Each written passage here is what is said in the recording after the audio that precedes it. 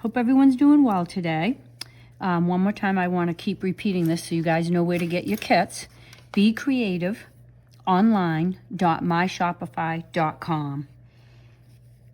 This pearl bracelet is, I was trying to get a nice 3-stranded pearl bracelet, and I couldn't quite figure out how. I didn't want it separated, so I wanted it the 3 strands together.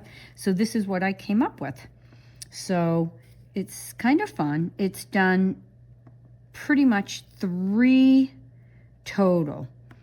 We're gonna do 2 pearls at first, and then we're gonna add a second row of pearls, and then we're gonna embellish the top.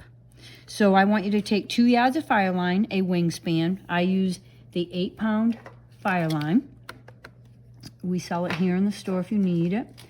And if you need it with your kit, just specify. Your cutting scissors. I love tulip needles. You're gonna need a size 11 and a 4mm pearl. And this can be done with 3mm pearls, and then I use a 15 seed bead.